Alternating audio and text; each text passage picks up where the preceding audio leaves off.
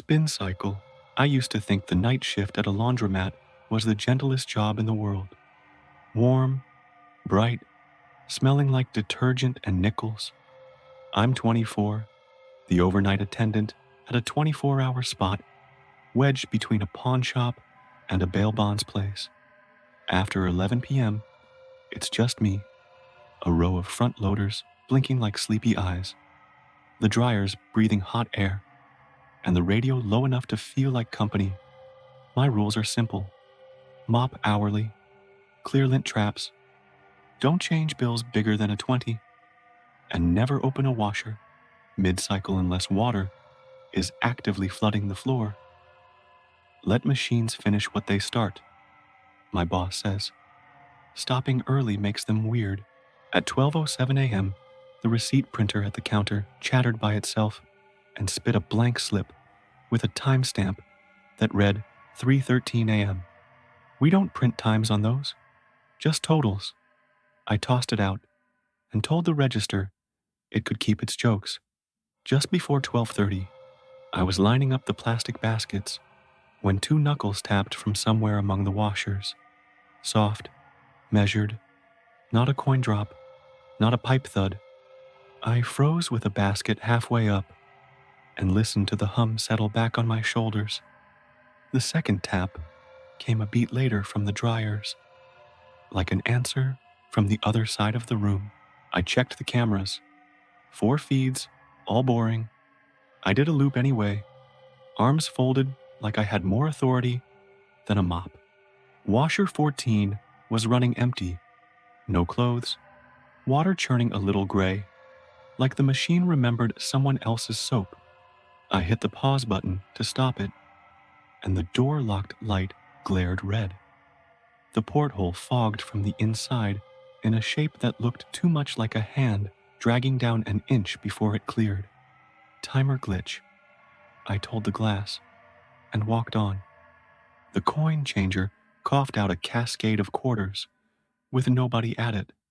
I crossed the room and found a crisp 20 in the slot, and the quarters sitting in the tray like a trap. The bill felt dry and wrong, like paper left in a pocket through a storm and ironed flat. I locked the changer and put the money under the counter. The receipt printer coughed another slip. Do not open mid-cycle. No header. Edges slightly damp. At 12:48, a man came in with a mesh bag and the expression of someone who'd forgotten where nighttime is. He fed quarters into dryer 6 and propped himself under the TV, head tipped back. You good? I asked, and he nodded without opening his eyes. The dryers hummed their ocean. For a minute, the place felt like it always did, safe in the way fluorescent light lies to you. Then the intercom clicked. It's an ancient mic we use only during rushes to tell people the machine's out. I hadn't touched it. A breath came through, close, wet in a way that made my ear feel colder, and a voice lowered each word into place. Don't open. Don't open what? I said to the empty counter. The voice obliged, patient as a cycle selector. The door. I walked the washers again. The glass on 14 fogged and cleared, like someone practicing how to breathe on the wrong side of it. I put my palm to it and felt a cool palm meet mine through the glass. Pressure through pressure, skin through not skin. I yanked my hand back and laughed once to keep air on my side. The man under the TV snored. His dryer thumped in a rhythm that made the word knock in my head, whether I wanted it or not. I opened the lint drawer on dryer 8 and found it packed to the edge, even though I'd cleaned it an hour ago. The lint was damp, gray shot with something like threads from a shirt nobody brought in. At 1:12, the overhead lights blinked. Not off, just a shudder that cut the hum neatly in half. When they steadied, every washer on the left wall displayed 3:13, where minutes should be. When I blinked, the numbers returned to normal, like they were embarrassed to be caught. The intercom breathed again. Let it finish. I turned the volume knob to 0. It kept whispering in that not sound, the way a fridge hums through your bones. I decided to be the person the sign says I am and do a safety check. Bathroom, back door, alley. The back door was closed, the deadbolt tossed. Still, the air near it felt colder, like the night outside had pushed its face to the metal and stayed. From down the alley, a bottle clinked and went quiet. When I returned to the floor, a plastic laundry cart I'd left parked by the change machine sat angled toward washer 14, a little too close, like a friend leaning in to read a label over your shoulder. At 1:29, the cameras rolled and then stuttered. On the playback, for one frame between boredom and boredom, washer 14's porthole showed me, my face at that exact angle, my hand up as if to say, stop, even though I was at the counter watching it. The next frame was only soap and water, and an empty drum pretending it had always been empty. The man under the TV woke with a cough and shuffled to his dryer. He opened it before it buzzed. The intercom hissed, "Don't open." He didn't hear it. Steam rolled out, and with it, the smell of a pool.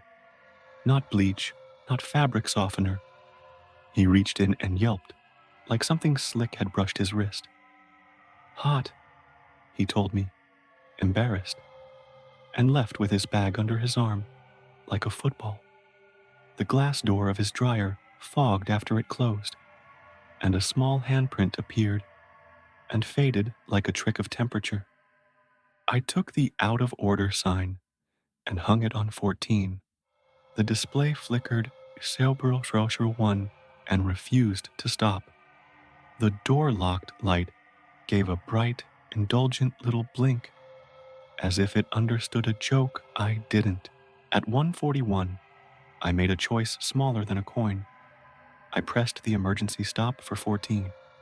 My thumb hesitated like it wasn't mine. The motor wound down. The hum in the room shifted. The dryers seemed to hold their breath.